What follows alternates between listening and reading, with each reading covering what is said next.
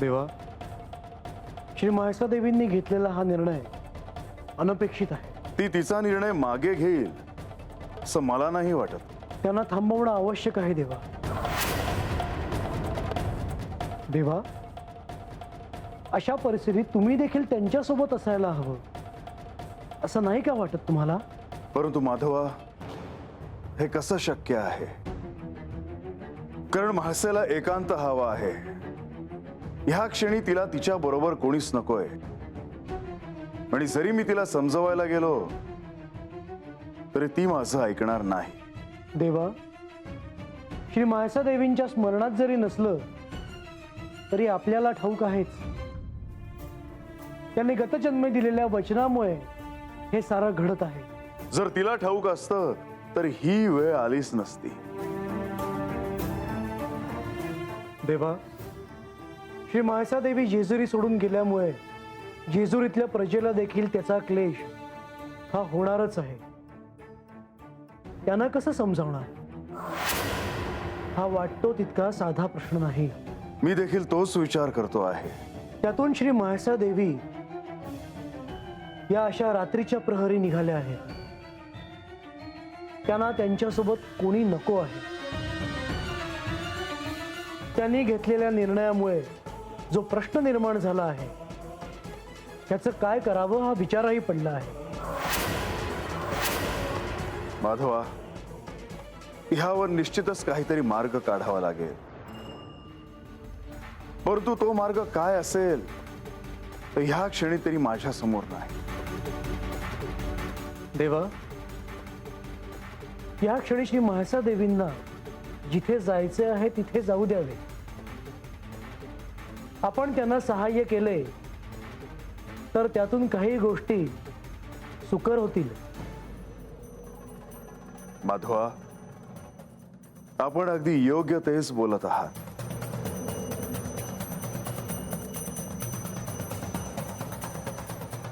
त्यानंतर आपण पुढे काय करावं याचा आपण विचार करूच आणि मार्गही काढू.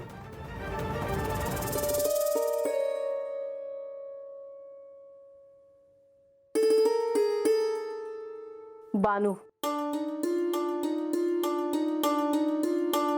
आम्ही बघितलं तू देवींशी बोलत होती. काय झालं? काय नाही. मग त्यात काय बोलत होतीस? मी म्हाळसा ताईसनी थांबवाया गेले होते. कशाला उगा पान उतारा करून घेतीस? मला बिना तुझं काय कळत नाही बघ. किती डोसक्याला किरकिर करताय समायलेक. बांधतोय, तुम्ही बसा बसा बघू.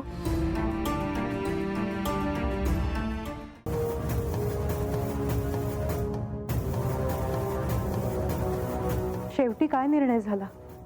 श्री खंडेराय श्री म्हाळसा देवींना भेटायला निघाले आहेत.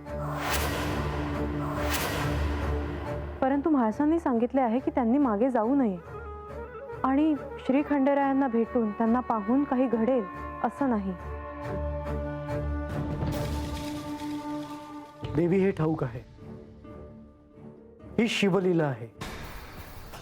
श्री खंडेराय काय करतील, ते कोणतं रूप घेतील हे आत्ता सांगता येणं अवघड आहे. म्हाळसा तात्काळ जेजुरी गडावर परत आल्या नाहीत तरीही चालेल, परंतु त्या एखाद्या सुरक्षित स्थळी पोहोचाव्यात जेणेकरून त्यांना कष्ट होणार नाही. मला जे संकेत मिळत आहेत त्यावरून मला असं वाटत आहे की श्री खंडेराय श्री म्हाळसा देवींना वेगळ्या रूपात जाऊन भेटतील. तसे झाले तर त्यांना एखाद्या निवासस्थानी नेणे शक्य होईल. मला असं वाटतं की श्री म्हाळसा देवींनी काही दिवस निवासीला राहावे, जेणेकरून त्यांना पुन्हा इथे जेजुरीत आणण्यासाठी आपल्याला योजना करता येईल. परंतु त्यांच्या मातोश्रींना कळलं तर प्रश्न अधिकच गंभीर होऊ शकतो. तोपर्यंत या जेजुरी गडाचे काय होईल हा प्रश्नच आहे. देवी, आपण कुठे जाणार आहोत? ठाऊक नाही.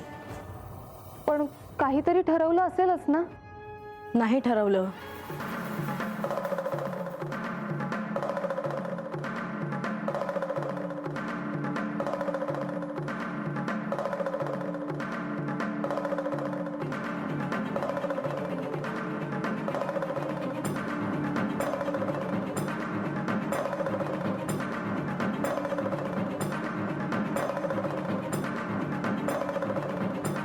देवी, ह्या रात्रीच्या प्रहरी हा घोर अरण्यात आपण काय करत आहात? आपण कोण आहात? मी कोण आहे याची आता मलाच ओळख नाही. आम्ही प्रवास करताना इथे केवळ थांबलो होतो.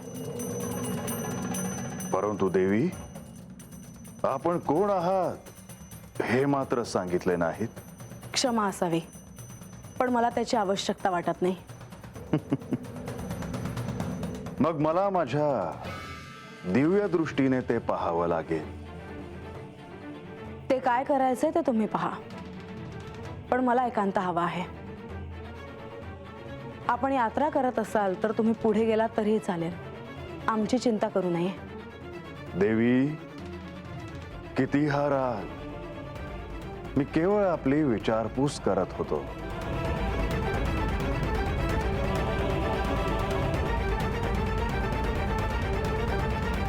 ऋषीवर, ह्या श्री म्हाळसा देवी आहेत. बर, मी फार ऐकून आहे ह्यांच्याबद्दल. आपण माझ्याविषयी काय ऐकले आहे? हेच की आपले आपल्या प्रजेवर अत्यंत प्रेम आहे आणि आपले श्री खंडेरायांवर अतीव प्रेम आहे. पण काय? स्पष्ट बोलावे. पण आपण अत्यंत क्रोधी आहात. आपल्या क्रोधावर आपले नियंत्रण नाही.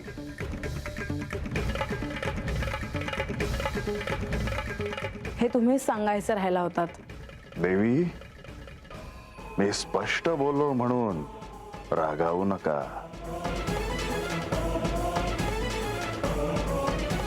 ही म्हाळसा कोण आहे हे तुम्हालाच काय, कोणालाही कळणे एवढे सोपे नाही. तिच्या स्थानी स्वतःला ठेवलं की तुम्हाला तिचं दुःख कळेल. एक स्त्री म्हणून तिला काय वाटतं हे तुम्हाला कळेल. पण तुम्हाला हे कळेल असं मला वाटत नाही. तेव्हा तुम्ही माझ्याविषयी बोलण्यापेक्षा आपली यात्रा सुरू ठेवलीत तर बरं होईल. परंतु देवी, ह्या घोर अरण्यात आपण कशा? आपल्याला काय करायचे आहे? देवी, अशा रागावू नका. परंतु ह्या अरण्यात हीच तर श्वापद आहेत. मला कोणाचेही भय नाही. देवी, आपण इथल्या प्रजेसाठी, ह्या ऋषी परंपरेसाठी फार काही केले आहे. त्याचे मोल अतीव आहे. तेव्हा आमचे देखील काही दायित्व आहे आणि त्यानुसार मी आपल्याला एकटे कसे सोडू? मी स्वतःला सांभाळायला समर्थ आहे. आपण चिंता करू नये. असं कसं? आपण कुठे चालला आहात हे मला सांगा. म्हणजे मी आपल्यासह त्या इच्छित स्थानापर्यंत येऊन आपल्याला सहाय्य केल्याचे समाधान देखील मला लाभेल. आपण कोणत्या दिशेने आला आहात? मी पश्चिमेकडून आलो आहे आणि पूर्वेला चाललो आहे. मी पश्चिमेला चालले आहे. आपण या. तरी पण आपल्याला आपल्या इच्छित स्थानी पोहोचवण्यासाठी मी माघारी फिरू शकतो. देवी, आपण केवळ सांगावे. श्री खंडेरायांना निरोप पाठवा आणि इथे बोलावून घ्या. त्या बानूचा सोक्ष मोक्ष लागायलाच हवा. श्री म्हाळसा देवींना पुन्हा जेजुरीत बोलवावं असा आग्रह तू श्री खंडेरायांकडे धर.